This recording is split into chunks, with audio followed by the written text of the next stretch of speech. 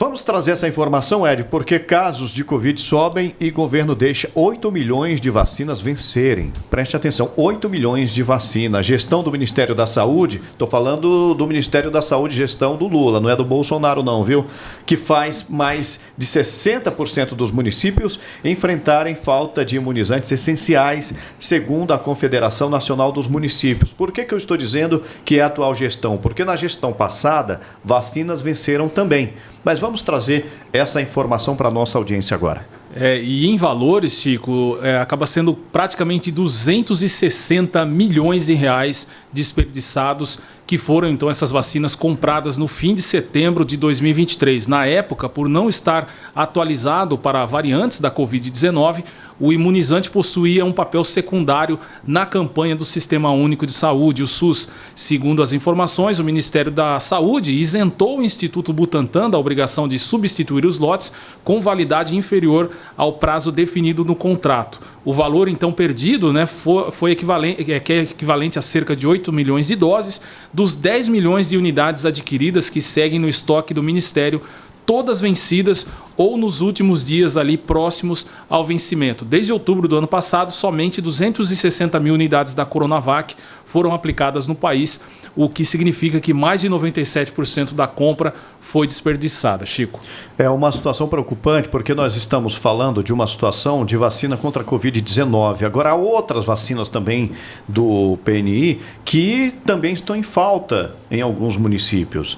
E aí, nós até falávamos essa semana nesse programa, Nascimento, sobre essa questão da vacina contra a Covid-19. Os grupos de risco continuam, sim, sendo atendidos, mas não tem a disponibilidade e não tem a informação, o incentivo às pessoas que não pertencem aos grupos de risco tomarem a vacina. E a gente está tendo a informação aqui de casos de Covid subindo no Brasil. Então, por isso que eu falo, a campanha tinha que ser permanente, o incentivo. Não adianta a gente apenas discutir em determinados momentos, em determinadas situações, em determinadas gestões, que é importante tomar a vacina contra a Covid-19, porque isso pode provocar mortes, principalmente em pessoas que pertencem a grupos de risco. Mesmo para essas pessoas não tem incentivo. O incentivo que eu estou falando, a campanha, estimulando. Eu não tenho presenciado isso, a não ser que os colegas tenham uma outra visão e observem campanhas, seja no rádio, na televisão, em carro de som, em mídias digitais.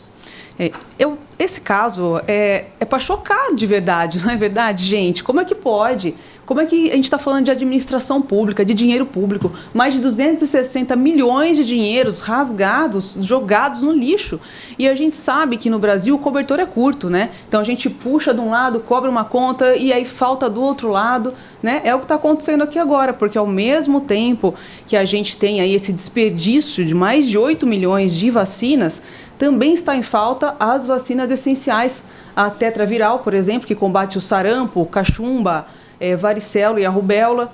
A de hepatite A também está em falta. A DTP, que combate a difteria, tétano, coqueluche, enfim, gente. Olha só, capaz de a gente ter outros surtos aí, de repente até voltar a doenças mais graves, como a paralisia infantil, por exemplo, né? Em função da falta de vacinas. Para ficar realmente indignado. Isso é uma coisa que não pode acontecer nem nesse governo, nem no governo anterior. Enfim, é questão de gestão e administração. Eu particularmente, sempre quando vou falar sobre vacina, eu gosto de reafirmar a importância da ciência, a importância da vacina, a importância que as pessoas tenham e dê a devida atenção para que elas cumpram os calendários vacinais anunciado por todos os governos de todas as esferas.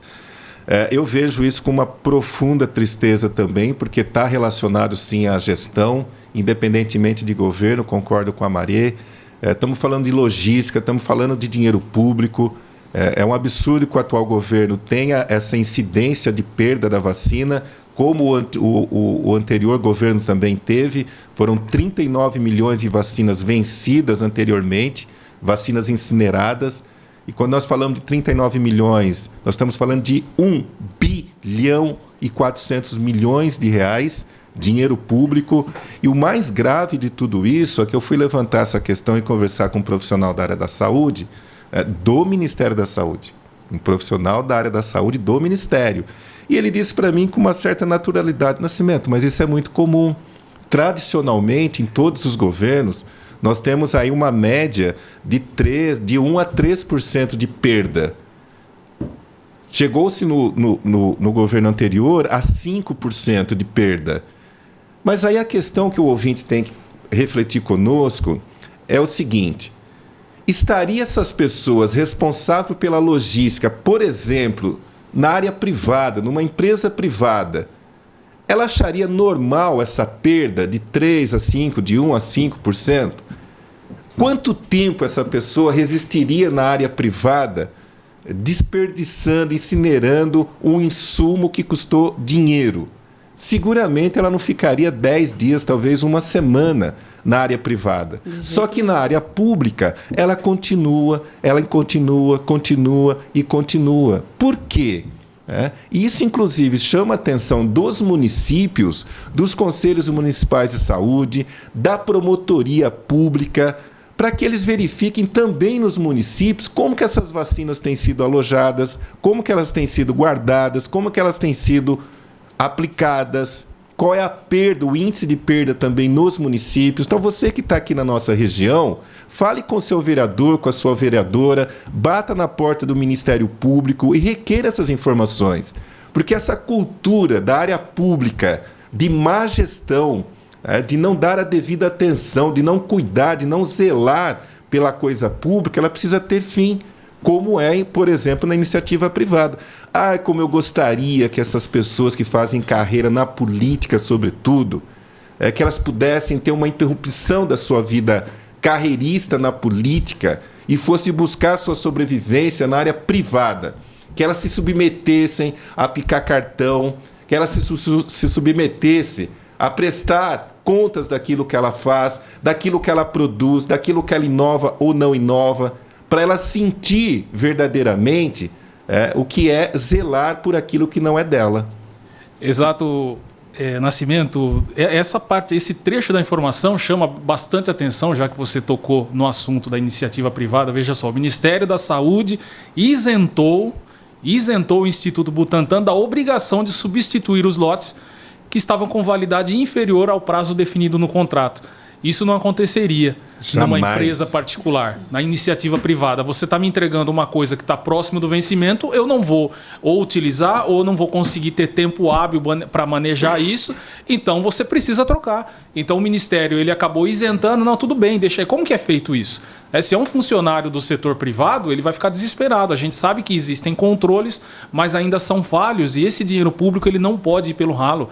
É uma situação absurda que a gente enfrenta e daqui a pouco a gente pode ter, como a Mari disse, um novo surto, uma nova situação onde você precisa das vacinas e a gente não tem.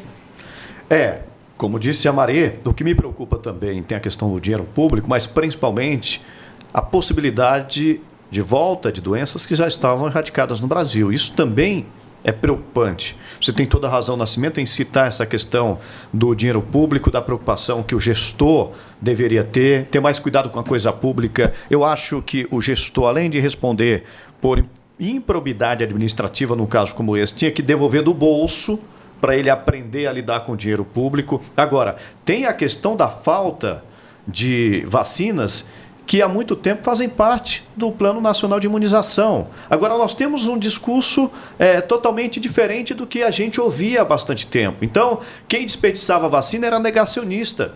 Quem incinerava vacina era negacionista. E agora não é? Então, por isso que eu falo, a sociedade tem que parar com essa história de polarização, de esquerda, direita.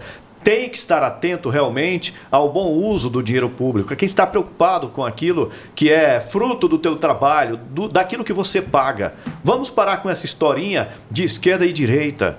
Vamos nos preocupar realmente com uma gestão equilibrada e preocupada com a coisa pública. Porque houve falha lá atrás, com desperdício de dinheiro público, é verdade. Desperdício de vacinas no governo passado, e nesse está acontecendo a mesma coisa. Mas eu não ouço a patotinha chamando o atual governo de negacionista. Não tem exatamente essa de que é de um lado ou é do outro. A gente tem que estar preocupado com a coisa pública. Mas, Chico, aí tem uma diferença, sim, é inegável, né? Porque eu não vejo realmente nesse atual governo que pese, eu sou crítico a processo de logística, óbvio que eu sou crítico a tudo isso.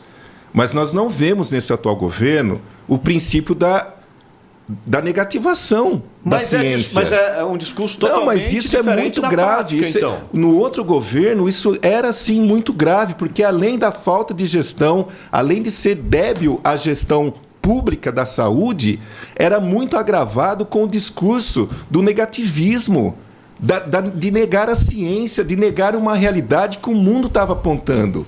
E isso pesou e muito, sim, na cultura. Mesmo aquelas vacinas que nós tínhamos, por exemplo, o ano passado, o governo do estado de São Paulo, junto com o Ministério da Saúde, estava desesperado convocando os pais, porque os pais não estavam levando seus filhos para vacinar.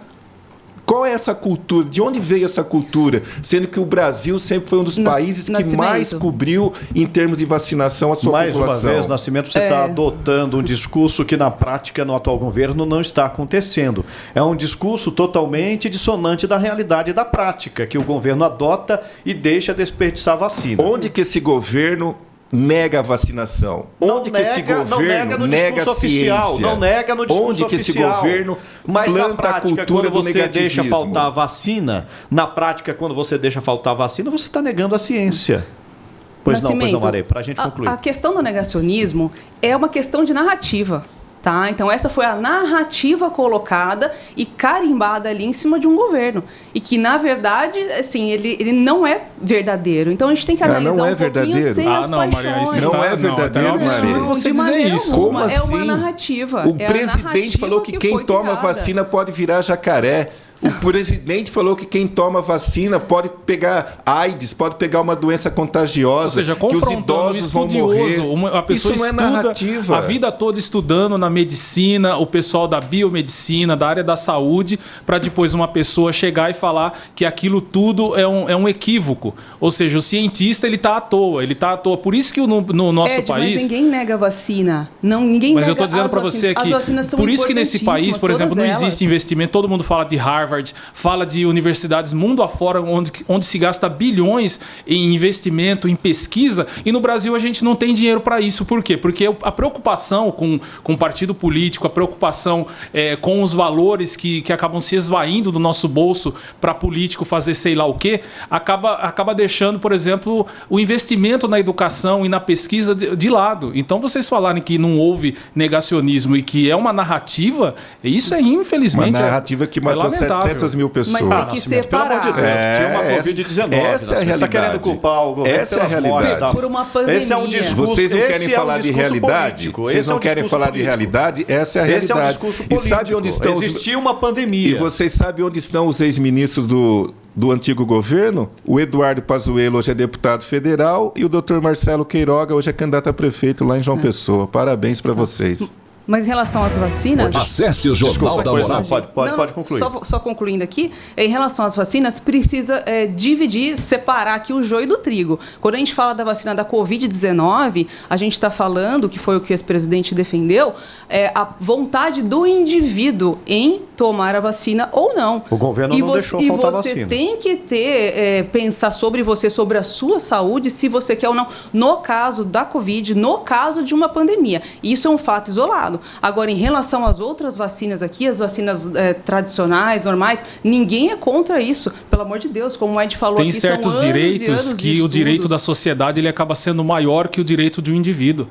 Então, assim, são algumas coisas que têm que ser levadas em consideração e que foi levado e que o governo do Bolsonaro entrou em desespero porque aqui em São Paulo, João Dória acabou peitando ele e por isso acabou se correndo e aceitando. A gente vai ter que vacinar, a gente vai ter que aceitar. Mas liberou o recurso. Quem liberou o recurso para comprar as vacinas? Mas você concorda que já havia um movimento muito grande em São Paulo? Quem adquire as vacinas é o governo federal. O estadual só distribui e quem aplica são os municípios.